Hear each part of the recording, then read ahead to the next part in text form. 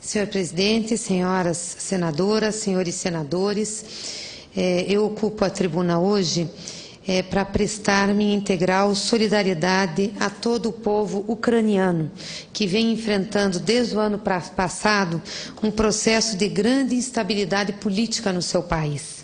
O momento atual é bastante delicado e, acima de tudo, é fundamental esgotar todas as possibilidades de superá-lo sem que haja qualquer conflito militar.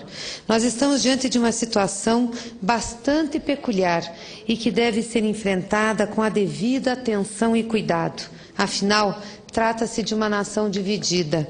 Uma parte da população que fala ucraniano localiza-se no oeste do território e seria pró-ocidente. E a outra parte, que fala russo, localiza-se e está distribuída no leste e no sul do país e posiciona-se a favor da Rússia.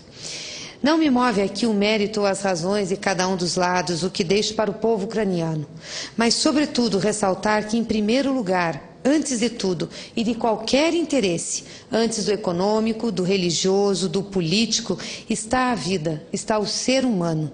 Estão as crianças, os idosos, os pais de famílias, muitas delas, neste caso, compostas por membros de ambas as nacionalidades, ucranianos e russos, e que poderiam ser levados a um conflito absolutamente desnecessários. Evitar a guerra a qualquer custo deve ser a principal meta de todos os lados envolvidos. Perceber que a principal responsabilidade de um governo é primeiramente com o seu povo, com sua segurança e com o seu bem-estar. E, neste caso, é impensável negligenciar a dor que seria causada a tantas pessoas, cuja relação histórica e cultural é tão evidente por meras razões de natureza geopolítica. Com pesar e preocupação, tenho ouvido referências que associam essa situação da Ucrânia ao início da Segunda Guerra Mundial. E fico imaginando como poderíamos sequer considerar repetir as tragédias daquele evento. O número absurdo de mortes de ambos os lados, inclusive muitos russos e ucranianos, e a tremenda dor causada a tantos, e ao final um mundo dividido, uma Alemanha dividida e muitos alemães separados de seus familiares e amigos por um muro que por tanto tempo envergonhou a humanidade. Pois eis que poderemos estar diante de uma nova divisão. Agora, entre ucranianos e ucranianos, que, independente da sua simpatia pelo Ocidente ou pelos russos, são um povo, etnia, uma nação. A relação entre o Brasil e a Ucrânia é antiga e já supera 120 anos desde que os primeiros imigrantes desembarcaram na cidade de Malé, no meu estado, Paraná. Hoje, os descendentes de ucraniano no Brasil, senhor presidente, somam mais de 500 mil pessoas, sendo que a maioria deles, cerca de 80%, 400 mil ucranianos, estão no meu estado, no estado do Paraná. No Paraná, a maior concentração de ucranianos encontra-se em Curitiba, com aproximadamente 55 mil.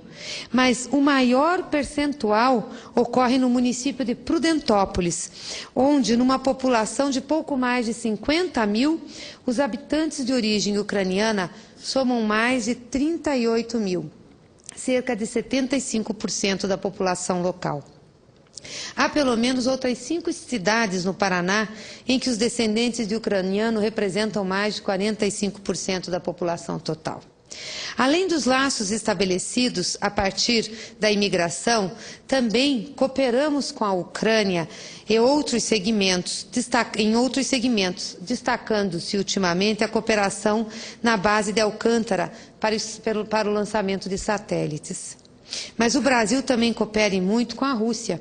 Somos parceiros nos BRICS e aqui também chegaram milhares de russos que escolheram para viver e igualmente contribuem para o desenvolvimento do nosso país, do nosso Brasil. E exatamente por isso, por representar um Estado e um país que tão bem recebeu os mais variados povos, oriundo das mais variadas partes do globo e que aqui vive em plena harmonia e paz, que invoca o espírito diplomático brasileiro para ultimar a todos os envolvidos com este momento da Ucrânia a utilizar o bom senso, a discutir e debater o tanto quanto for necessário para solucionar o problema sem que haja nenhum derramamento de sangue além do que já houve. Particularmente, entendo que o grande desafio é assegurar a estabilidade necessária naquele país para que o povo ucraniano, democraticamente, seja o único responsável por determinar seu futuro. Por sua vez, compete ao mundo, à Organização das Nações Unidas, trabalhar intensamente para garantir um ambiente estável dentro da Ucrânia, em todas as suas regiões. Mais do que isso, é responsabilidade de todas as grandes nações evitar, a qualquer custo, ações e declarações que possam tensionar ainda mais as relações. Não é admissível que qualquer projeto ou estratégia geopolítica, de quem quer que seja, possa se sobrepor à urgente necessidade de pacificar os ânimos e lutar pelo restabelecimento da unidade entre o povo ucraniano. Não há espaço para questões menores e muito menos para que outros, que não os ucranianos, sejam eles pró-Ocidente ou pró-russos, interpretem o que é melhor para o seu país. Senhor Presidente, senhoras senadoras, senhores senadores, encerro reafirmando minha absoluta solidariedade com todo o povo ucraniano, convicta de que o maior mal que deve ser evitado a todo custo é exatamente a guerra. Seria uma grande decepção constatar a falência da diplomacia mundial caso, mais uma vez, não consigamos evitar um conflito tão absurdo. Como pacifista que sou, não imagino nada mais importante para os 500 mil ucranianos que residem no Brasil e para os mais de 400 mil que vivem no Paraná do que a tranquilidade de saber que seus familiares e amigos que estão na Ucrânia não correm nenhum risco e não sofrerão as agruras de uma guerra contra uma nação irmã. Espero que em mais esse teste a humanidade tenha o bom senso de exaurir as possibilidades de solução pacífica para o impasse e que prevaleçam ao final os promotores da paz e não os senhores da guerra. Queria aproveitar, senhor presidente, apenas para fazer uma saudação aqui a todas as mulheres brasileiras pela passagem do 8 de março, Dia Internacional da Mulher. Quero me pronunciar ainda nesse Senado sobre o mês de março, um mês que comemoramos as conquistas, mas também que fazemos uma reflexão pelos desafios que temos na sociedade brasileira e no mundo. Mas deixo para fazê-lo na sessão especial no dia 25 de março, que será uma sessão solene aqui no Senado da República, aliás, uma sessão do Congresso Nacional, ou em homenagem ao Dia Internacional da Mulher e também a entrega do Prêmio Berta Lutz.